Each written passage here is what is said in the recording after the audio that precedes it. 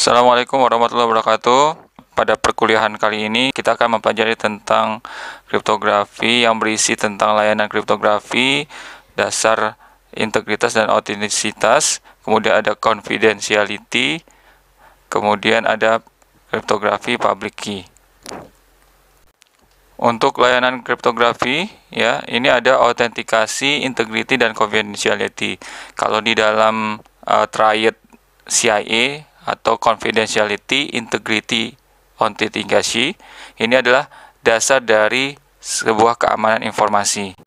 Informasi dianggap sebuah keamanan bila dia memenuhi confidentiality, kerahasiaan, integritas, dan autentikasi. Pada materi sebelumnya kita sudah membahas tentang perangkat-perangkat apa saja yang diimplementasikan di dalam keamanan informasi, terutama keamanan jaringan, yaitu ada penggunaan firewall, IPS, kemudian di kelas berikutnya nanti ada virtual private network, dan bagaimana cara melakukan akses yang aman terhadap jaringan. Autentikasi ini lebih kepada bagaimana sebuah atau seseorang user itu berhak memasuki sebuah sistem. Jadi dia akan melakukan autentikasi atau melihat keabsahan dari user tersebut. Nah, data integrity ini membahas tentang bagaimana sebuah data itu tidak dimodifikasi atau dilakukan manipulasi sehingga tidak menjadi sebuah pesan yang rahasia, jadi sudah terbongkar. Jadi data integrity memastikan tidak adanya perubahan data atau kebocoran data. Dan untuk confidentiality ini berhubungan dengan kerahasiaan data, di mana kita memerlukan sebuah enkripsi password atau enkripsi data yang membutuhkan sistem kriptografi. Nah, sistem kriptografi sendiri ya itu disebut dengan dari kata cipher, ya artinya adalah sebuah sandi. Jadi bagaimana membuat ciphertext atau teks bersandi itu menggunakan metode, kalau di klasikal atau di zaman dahulu itu menggunakan transposisi, substitusi, dan one time pad. Transposisi sendiri adalah melakukan pemindahan data atau pesan, ya, misalkan ada tulisan di sini adalah flank is, ya, berarti dia akan merubah flank itu f-nya tetap di posisi di awal, l-nya itu dipindahkan ke baris yang berikutnya, kemudian a-nya dipindahkan ke baris ketiga. Nah, ini berbagai macam cara transposisi, ya. Dari kata transposisi artinya adalah melakukan perpindahan posisi. Jadi memindahkan huruf-huruf, ya, itu berbeda posisinya dari posisi yang semula. Cipher yang berikutnya adalah substitusi, ya, ini merubah huruf, ya. Misalnya A dirubah menjadi D, B menjadi E, C menjadi F, dan seterusnya. Cipher yang berikutnya adalah one time pad, artinya adalah dia menggunakan kunci yang sekali pakai. Jadi misalnya tadi pertama menggunakan substitusi misalnya, ya. Kemudian pesan yang kedua menggunakan transposisi. Nah, jadi bisa berubah setiap waktunya. Jadi algoritmanya setiap waktu akan berubah. Nah, kejahatan terhadap informasi, ya, ini adalah melakukan perusakan sandi. Bagaimana seorang hacker melakukan pengerusakan sandi, itu ada berbagai macam metode, yaitu brute force method atau dengan cara menebak sandi itu secara membabi buta, ya, artinya dia mencoba algoritma apapun untuk bisa menembus pertahanan atau merusak sandi tersebut. Kemudian ada metode ciphertext, artinya adalah dia mencari ciphertext tersebut, kemudian dia mencoba melakukan pembongkaran. Kemudian ada metode non-plain text, dia sudah mengetahui plain text awal, kemudian dia mencocokkan plain text awal ya dengan ciphertext yang dia dapatkan sehingga mendapatkan kuncinya, dan itu dicoba lagi dengan plaintext yang lainnya. Sedangkan chosen plaintext adalah metode untuk mengetahui sandi dari salah satu plaintext yang sudah terbongkar, kemudian dia akan mencoba kunci yang sama dari chosen plaintext tadi untuk plaintext yang berikutnya. Begitu juga sama dengan chosen ciphertext, itu dia sudah tahu ciphertext yang digunakan itu menggunakan kunci apa. Nah, dia akan coba dengan ciphertext yang lain kira-kira cocok atau tidak. Jadi analoginya seperti kita membongkar sebuah kunci gembok, kira-kira merek gemboknya sama. Ya, jadi saya pakai kunci yang sama untuk membongkar gembok yang sama. Nah, seperti itu. Nah, untuk meet in the middle method adalah bagaimana melakukan pencegatan, misalnya di dalam transmisi data, itu di tengah-tengah kita melakukan pengopingan ya terhadap lalu lintas. Nah, kebanyakan metode lama ini sering menggunakan penggunaan bahasa plaintext yang umum. Jadi orang akan bisa mudah menerka data-data yang ada. Misalnya penggunaan di dalam bahasa Inggris huruf T itu untuk kata the, dan penggunaan huruf E atau A ya, itu banyak digunakan di dalam bahasa Inggris. Jadi sangat mudah kalau dia T-nya itu sering bermunculan, maka itu bisa dianggap itu sebuah kata the. Nah, sebuah persandian itu tidak lepas dari bagaimana algoritma itu diciptakan. Jadi kode-kode tadi ya seperti substitusi, kemudian atau metode-metode substitusi, transposisi, itu adalah algoritmanya. Nah, algoritma yang kuat itu akan membuat sebuah sistem kriptografi semakin kuat, dan orang yang mencari melakukan analisis terhadap sistem kriptografi disebut dengan kriptoanalis. Nah, kriptoanalis ini bisa diartikan positif, bisa diartikan negatif. Bila dia itu memang ingin melakukan pengerusakan, berarti disebut sebuah kriptoanalis attack. Nah, ada tambahan lagi di dalam kriptografi modern ya. Tadi kriptografi klasik itu kita bisa ditambahkan di dalam kunci sebelum pesan itu dienkripsikan atau dikodekan, bisa dilakukan atau ditempatkan sebuah kunci rahasia ya, seakan-akan ada sebuah satu huruf yang ditambahkan di dalam plaintext sehingga akan membuat seorang kriptoanalis itu salah melakukan penerkaan. Nah, ini disebut dengan message digest ya. Nah, ini ada penggunaan kunci rahasia lainnya ya, yaitu untuk pesan, yaitu MD5 dan SHA. Nah, bila kita perhatikan kunci rahasia itu ya, tadi untuk memastikan agar data tadi lebih rahasia atau tidak dapat dirubah-rubah, disisipkan sebuah kunci rahasia atau kata rahasia di dalam pesan, itu untuk memastikan integritas. Jadi MD5 SHA itu untuk integritas.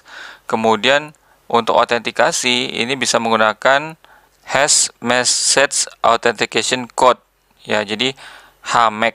HMAC ini bagaimana melakukan sebuah penguncian ya terhadap pesan menggunakan fungsi hash, kemudian dienkripsikan ya menggunakan kunci dash.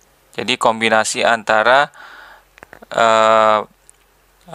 kata rahasia tadi dimasukkan di dalam pesan ya, kemudian baru dikodekan ya, jadi atau dienkripsikan, itu HMAC.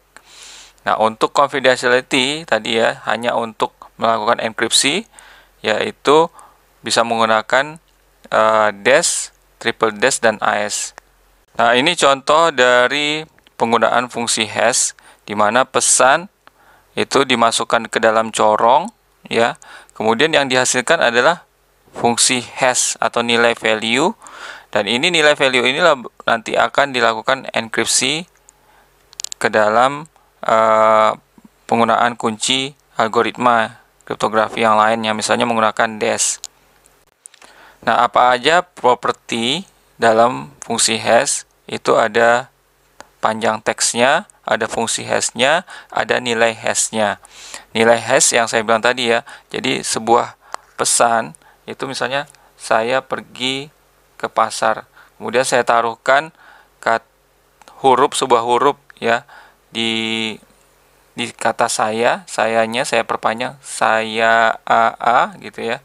Nah, itu akan membuat rancu salah satu penyerang ya, sehingga mereka itu akan misalnya ingin memodifikasi ya, itu tidak mengerti apa kata arti saya itu ya dengan tambahan A tadi.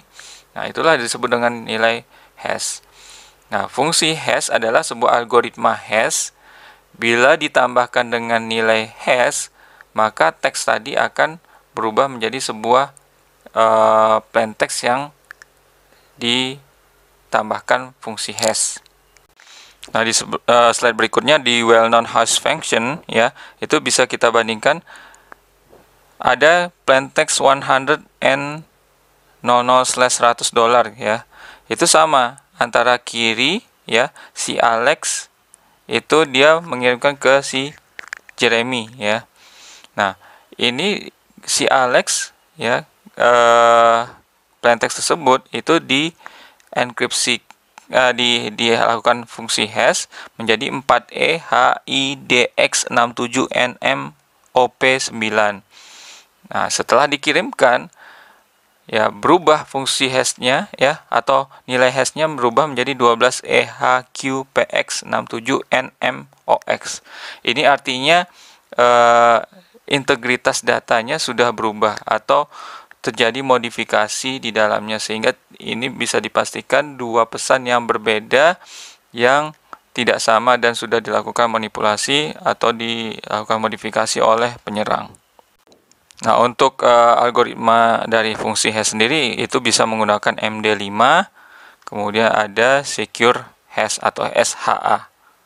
Nah, untuk lebih lanjutnya tidak akan kita bahas di dalam perkuliahan ini karena ini membutuhkan sebuah pemahaman kriptografi yang luas ya. Nanti ada bagaimana fungsi hash itu ya, itu dijelaskan di dalam buku ya. Itu ada algoritmanya, ada perhitungan-perhitungan detailnya. Nah, ini bila kita bandingkan MD5 dengan SHA, ya ini ada SHA1 dan SHA256, ya ini panjang kuncinya sangat berbeda. Nah, perluasannya adalah menggunakan HAMEC ya, Hash Message Authentication Code.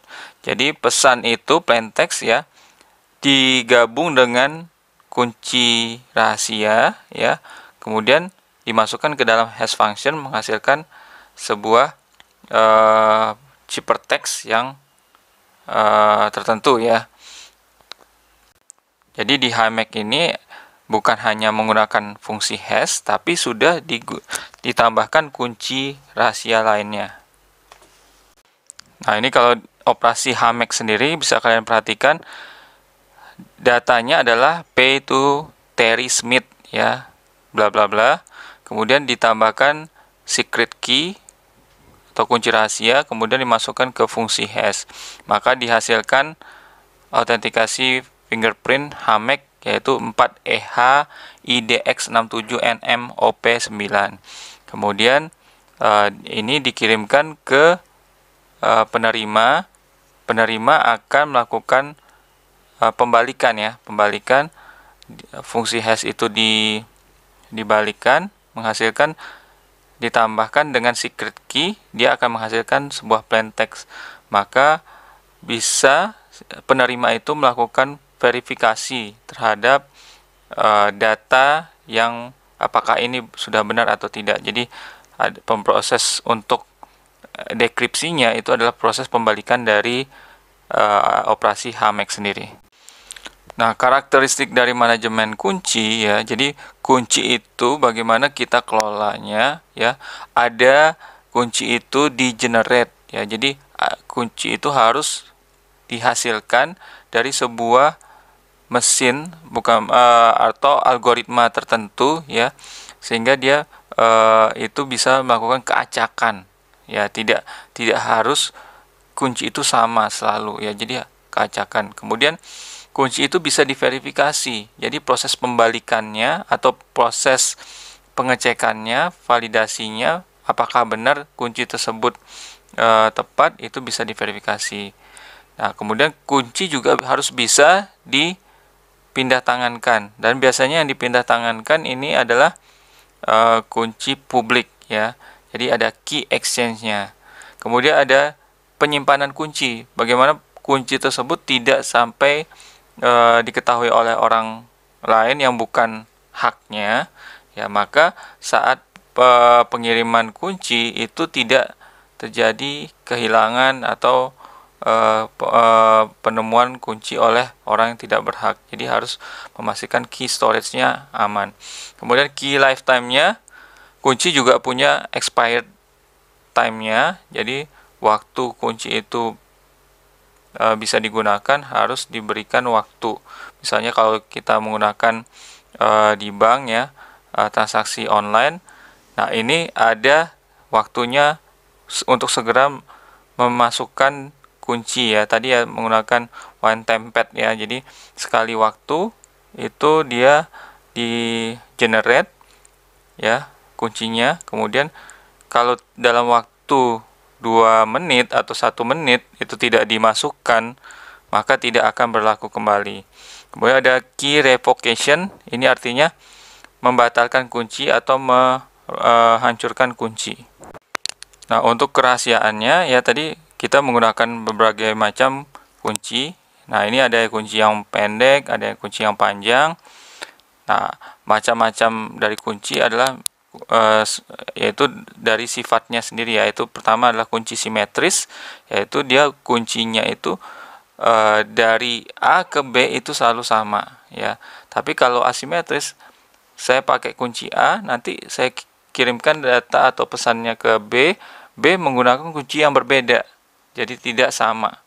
Kemudian ada digital signature untuk memastikan sebuah data itu, pesan itu ditandatangani secara digital, sehingga untuk memastikan integritas data itu tidak berubah, bahwa yang menandatangani adalah orang yang sudah menerbitkan pesan tersebut, dan itu bisa diverifikasi oleh penerima. Kemudian ada menggunakan hash, kunci hash, yaitu menambahkan ya tadi ya sebuah algoritma fungsi hash. Nah, ini adalah dua contoh atau dua macam algoritma enkripsi, yaitu simetris dan asimetris. Kalian bisa baca kembali lebih lengkap di buku. Kemudian slide berikutnya adalah analogi enkripsi asimetris dan simetris ya. Jadi yang gambar di atas ada dua kunci ya. Itu waktu di encrypt dia pakai kunci A. Kemudian waktu dilakukan dekripsi itu menggunakan kunci B. Jadi menggunakan kunci yang sama ya. Sedangkan di bawah saat encrypt itu dia menggunakan kunci warna hijau. Kemudian waktu decrypt dia menggunakan kunci warna kuning. Jadi berbeda kuncinya. Itulah perbedaan atau analogi dari simetris dan asimetris. Nah, berikutnya adalah operasi triple dash, atau dash ini ya adalah peningkatan atau improvisasi dari dash yang sebelumnya, atau dash 1 ya. Nah, triple dash atau 3 dash ini adalah enkripsinya dilakukan secara berulang. Jadi pertama Alice mengirimkan plain text, kemudian di encrypt, kemudian dengan kunci pertama ya, kemudian di decrypt dengan kunci kedua, kemudian di encrypt lagi dengan kunci ketiga. Jadi ada 3 kali proses encrypt dan decrypt. Nah, setelah triple dash ya itu ada AES ya, dimana sama-sama algoritma simetris ya. Ini menggunakan kunci yang lebih panjang, 128 bit, 192 bit, dan 256 bit. Nah, bisa kalian perhatikan ini bagaimana sebuah plaintext flank is attack at down itu bisa dilakukan enkripsi menggunakan AES. Nah, tadi kalian sudah mempelajari ya, ada dash, triple dash, dan AES untuk kunci simetris. Nah, untuk kunci asimetris ini bisa menggunakan Diffie-Hellman algoritma, di mana algoritma Diffie-Hellman ini yang menggunakan sebuah algoritma perhitungan modulo ya. Jadi kalian bisa pelajari lagi bagaimana menghitung modulo itu di handbook atau di YouTube ya, yang dimana untuk perhitungan modulo sendiri itu harus dilakukan menggunakan secara matematis ya, perhitungan matematis. Nah, karena asimetris ini adalah pertukaran kuncinya itu sangat berbeda dengan simetris. Kalau simetris, saya misalnya punya kunci ya, saya kasih ke si B untuk buka kuncinya pakai kunci yang saya punya ya. Tapi kalau di algoritma atau asimetris itu kunci saya tidak boleh dikasih ke penerima surat ya. Jadi saya punya dua kunci yang berbeda ya. Saya hasilkan dua kunci. Pertama, kunci itu ada di saya, itu adalah kunci privat. Kemudian ada kunci publik yang akan saya kasihkan ke penerima, dan penerima inilah yang akan membuka kunci membuka pesan dengan kunci publik. Nah, di protokol di dalam jaringan sendiri itu bisa menggunakan secure socket layer ya. Ini menggunakan algoritma asimetrik, kunci asimetris. Kemudian juga secure cell ya, SSH, itu juga menggunakan asimetrik. Kemudian ada pretty good privacy ya, ini untuk pertukaran pesan ya, dimana sebelum dilakukan pertukaran pesan itu pesan di encrypt dulu dengan kunci. Jadi plaintext di encrypt dengan kunci hijau ini ya, kemudian menghasilkan sebuah enkripsi pesan. Kemudian baru penerima ya itu membukanya dengan kunci kuning, yaitu public key ya. Kalau kunci hijau itu adalah private key, kunci kuning adalah public key. Kemudian baru dia bisa melakukan pembacaan plaintext. Jadi hanya orang yang memiliki kunci kuning atau saya sebagai pemilik pesan membagikan kunci kuning kepada penerima pesan ya, sehingga dia bisa buka ya. Jadi kalau saya tidak memberikan kunci kuning ini kepada penerima, maka tidak akan bisa dibuka kuncinya. Dan saya juga bisa memastikan bahwa pesan yang diterima itu adalah benar, yaitu menggunakan digital signature. Maka saya dengan kunci kuning saya bisa buka juga dan kunci hijau untuk memastikan bahwa pesan itu benar-benar terverifikasi adalah pesan yang asli. Jadi public key kalau ditambahkan dengan private key itu menjadikan sebuah layanan yang rahasia ya. Jadi sebuah pesan rahasia. Sedangkan maksudnya misalkan ya, ini si Alice itu mengirimkan pesan, can I get your public key please. Jadi Alice akan menerima public key dari si Bob ya. Kemudian dia bisa membaca here is my public key. Berarti si Bob akan memberikan public key kepada Alice sehingga Alice bisa membaca pesan apa saja yang dikirimkan oleh Bob. Nah, di slide berikutnya ini adalah bagaimana sebuah layanan otentisitas atau memastikan bahwa kita membuka atau pesan itu dibuka oleh orang yang berhak atau orang yang sah. Maka Alice ya, ini misalnya dia mengirimkan surat kepada si Bob. Alice mengirimkan surat ya, mengetikkan di di gambar yang sebelah kiri, ya, ditambah dengan kuncinya si Alice private key, ya, kemudian dimasukkan ke dalam algoritma enkripsi. Nah, terjadilah plain text ciphertext, ya. Nah, kemudian dikirimkanlah ke si Bob. Nah, si Bob akan meminta, ya, ini di gambar yang atasnya, ya, sebelah kanan atas. Bob meminta, "Can I get your public key please?" ya, meminta kepada Alice, maka Alice akan memberikan public key-nya kepada Bob. Nah, kemudian Bob akan akan melakukan dekripsi pesan menggunakan kunci publik yang Alice berikan, ya, sehingga menghasilkan sebuah plain text atau keabsahan dari pesan.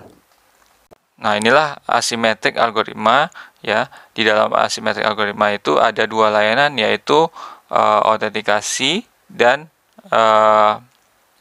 confidentiality.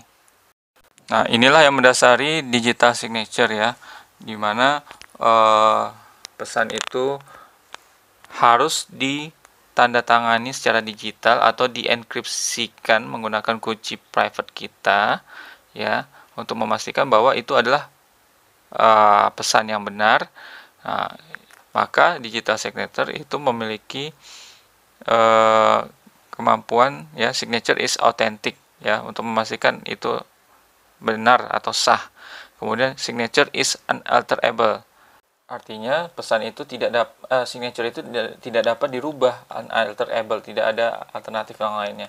Kemudian not reusable, tidak dapat digunakan kembali, ya, atau sembarangan, ya. Kemudian signature cannot be repudiated, artinya ini untuk mencegah tindakan repudiation atau membuat pesan itu tidak sah. Nah, untuk di dalam jaringan sendiri, ya, Cisco sudah memberikan sebuah layanan digital signature, yaitu digital certificate, di mana untuk memastikan bahwa sebuah website, ya, misalnya sebuah website itu ada CA-nya atau certificate authority, atau benar bahwa website itu adalah absah, ya. Nah, maka Cisco menyediakan certificate authority dengan waktu expired tertentu. Nah, ini adalah penggunaan using digital certificate, ya, di mana misalkan Bob itu mengirimkan sebuah data, ya, yang terlebih dahulu ditanda tangan, ya, menggunakan fungsi hash, kemudian dikirimkan ke awan, ya, atau ke internet. Kemudian itulah proses digital certificate, ya. Kemudian setelah itu diterima, ya, dari internet, itu dikirimkan kepada Alice, ya, di mana Alice harus memiliki kunci publiknya si Bob, ya, untuk memastikan bahwa apa yang dikirimkan, pesan yang dikirimkan oleh Bob tersebut adalah sah, ya, dan kemudian bisa dibuka menggunakan fungsi hash. Nah, disinilah ada signature verifikasi, ya, menggunakan fungsi hash. Nah, bisa dianalogikan juga, ya, bagaimana sebuah infrastruktur kunci publik ini kita bisa daftarkan. Jadi istilahnya Alice apply for driver license, ya. Jadi dia mau minta sebuah SIM, ya, kemudian dia terima sertifikat SIM itu, ya. Kemudian dia mencoba untuk mengambil data di bank menggunakan surat atau SIM tadi, ya. Kemudian dia diterima KTP atau SIM tersebut, ya, dicek itu adalah absah. Jadi seperti itulah bagaimana sebuah infrastruktur public key, sehingga kita harus sah dulu, ya. Pengirim itu memberikan pesan itu kepada orang yang sah, yang sudah di approve, ya, atau disetujui, baru itu bisa kita berikan kunci publik. Itulah bagaimana pertukaran kunci publik harus memastikan bahwa penerima itu sudah terdaftar. Nah, misalkan di dalam PKI framework ini, ya, nah, si Bob ini, ya, itu dia mendapatkan kunci publik dari si Alice, maka dia mengambil, ya, dalam database certificate, ya, itu kunci publik itu disimpan di Bob. Misalkan Bob mengirimkan pesan kepada Alice, maka Alice akan memastikan bahwa Bob ini sudah memiliki certificate authority atau sudah ada di database certificate, sehingga waktu Bob mengirimkan pesan kepada Alice yakin bahwa ini adalah Bob karena dia melakukan pengecekan ke certificate authority bahwa absah bahwa Bob ini adalah sudah terdaftar di certificate authority.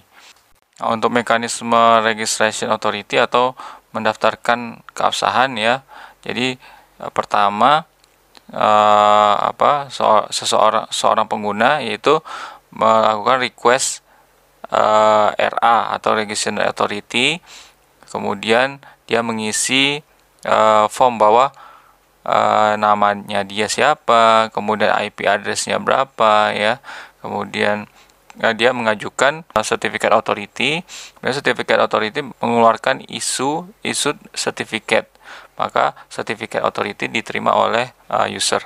Inilah pertemuan kita ya, di mana di dalam pertemuan ini tadi kita sudah membahas tentang apa pentingnya kriptografi, bagaimana kriptografi itu dienkripsi, algoritmanya apa saja, kemudian ada algoritma yang klasik ya, ada substitusi, transposisi, one time pad, kemudian ada algoritma modern menggunakan dash, triple dash, AES, kemudian ada itu yang untuk simetrisnya. Untuk yang asimetrisnya bisa menggunakan Diffie-Hellman, kemudian bisa menggunakan fungsi hash juga untuk verifikasi ya. Kemudian juga ada mekanisme digital signature, di mana digital signature memastikan bahwa surat atau pesan tersebut adalah terverifikasi adalah sah. Ya, jadi demikian pertemuan kita kali ini ya, semoga bermanfaat. Assalamualaikum warahmatullahi wabarakatuh.